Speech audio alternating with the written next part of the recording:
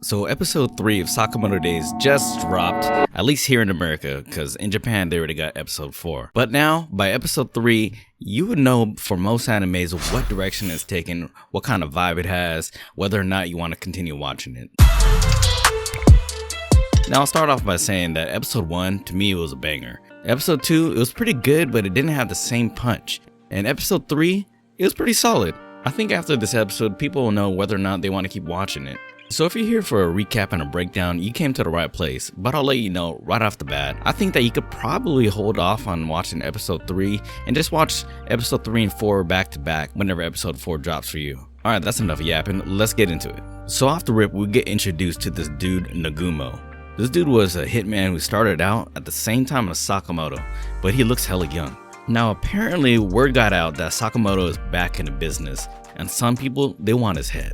Now I guess they go back, and I guess they must have been homies at some point in the game, because he was cool enough to let him know that, hey bro, you got a 1 billion yen bounty on your head. Now if you think about that, that's actually $6.4 million. That's kind of large. Now this sets up the rest of the episode because it lets us know that, yo, there's going to be some assassins coming after Sakamoto, and how is he going to deal with that? Well, that's what we're going to find out this episode, because Sakamoto got a family date with his daughter at an amusement park. Now you might be thinking the episode's going to be about how is Sakamoto going to defend his family during this time, but it's actually really not.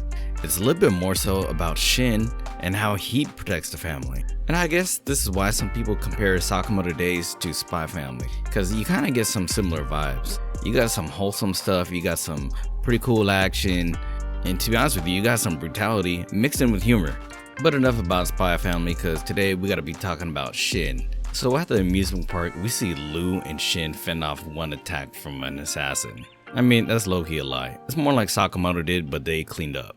Now I gotta give a shout out to the animation studio, because they did a great job of doing this scene right here. If you look at the manga panel, it's actually not too detailed, and you can't really tell what action was taken, how they slammed them into a cart and took them off, but the animation studio did a great job of doing that. So shout out to you. But moving on, the main fight of this episode between this gray-haired dude and Shin was amazing. See, what I liked about this was that they pretty much allowed this to be a one-on-one fight. Now, I'm sure a lot more people want to see more Sakamoto action, but to be honest with you, I feel like we got enough in episodes 1 and 2.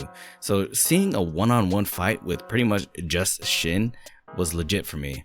Now, what was cool about this fight was that we started to see a little bit more potential. And what I mean by that is we got more duo potential between Shin and Sakamoto, as well as power potential with just Shin.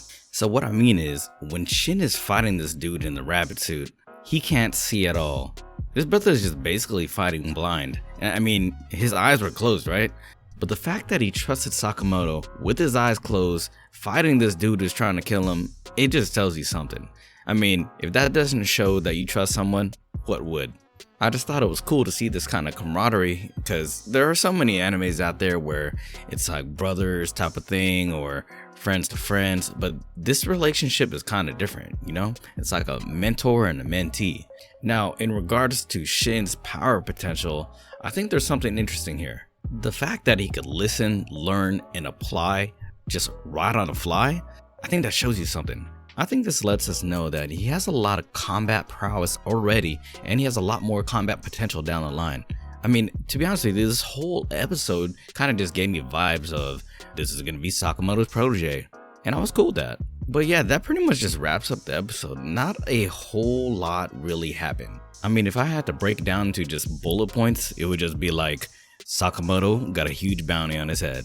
He took his family out to an amusement park, and he fended off a couple attacks. Now, with episode 4 and beyond, I'm kind of curious to see what's going to happen. For anime-only watchers, you probably wouldn't think anything was missing. I mean, from episode 1, 2, and 3, everything was smooth. But for the manga readers, you could kind of tell something is a little bit off. And I mentioned this before in the recap for episode 2, but you could kind of tell that there's something missing. And yeah, that's because a few chapters are missing. So I don't know what's going to go on. Are they going to skip more chapters? As long as they're not skipping anything that is super essential, I'm okay with that. I don't mind if they skip out on these little side stories that don't really contribute to the main plot, but I do think it would be cool if they added that to like the post credits or something like that. Just had a nice little snippet. You know, an anime that did that really well was Fire Force. Alright fam, that's all I got for you today. Now, if you enjoyed this content and you want to see more recaps and breakdowns in the future, just hit me with a like and sub, and I'll try to do more of these for you. And as a bonus, doing that is free. Alright y'all, I'm out. Peace.